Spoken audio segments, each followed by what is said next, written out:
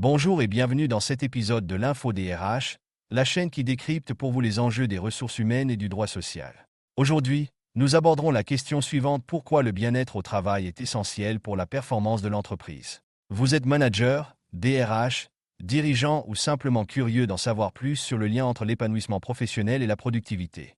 Alors, restez avec nous. Le bien-être, c'est quoi au juste? Commençons par définir le bien-être au travail. Il ne s'agit pas seulement d'avoir une belle cafétéria ou des plantes vertes dans le bureau, même s'il est important de travailler dans un cadre agréable. Le bien-être englobe plusieurs aspects, qu'ils soient physiques, la santé, l'ergonomie, des espaces de travail adaptés, psychologiques, la reconnaissance, le sentiment d'appartenance, la gestion du stress, ou encore sociaux, des relations professionnelles positives et une communication fluide. En fait, le bien-être, c'est tout ce qui permet à vos collaborateurs d'évoluer dans un environnement favorable à leur épanouissement personnel et professionnel. Pourquoi est-ce essentiel pour la performance de l'entreprise? Voici 4 raisons concrètes pour investir dans le bien-être afin de booster la performance de vos collaborateurs. Tout d'abord, le fait de favoriser le bien-être au travail permet de réduire l'absentéisme et le turnover. Quand vos salariés se sentent bien, ils tombent moins souvent malades et sont moins enclins à être en arrêt de travail.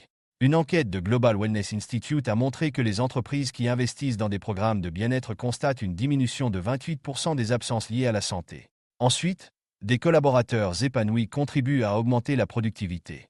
Selon Gallup, une main-d'œuvre engagée génère 21% de bénéfices en plus pour les entreprises. Il y a aussi le renforcement de la créativité et de l'innovation. Dans un climat où la confiance et la sérénité prévalent, les collaborateurs se sentent libres de proposer de nouvelles idées et de prendre des initiatives, sans craindre de se tromper. Enfin, le bien-être au travail améliore l'image de marque des entreprises. Celles qui prennent soin de leurs collaborateurs attirent davantage de talents et les fidélisent. Une entreprise où il fait bon vivre devient un modèle à suivre. Mais concrètement, par où commencer pour développer une culture du bien-être? Voici quelques pistes. Privilégiez l'écoute en mettant en place des enquêtes régulières pour mesurer le bien-être de vos collaborateurs. Encouragez la flexibilité. Le télétravail ou les horaires flexibles améliorent l'équilibre entre vie professionnelle et personnelle. Planifiez régulièrement des moments de cohésion, comme des activités de team building, des petits déjeuners d'équipe ou de simples moments de partage. Incitez-les à maintenir ou à reprendre une activité sportive. Enfin, formez vos managers, car un bon manager est un levier essentiel pour le bien-être au travail.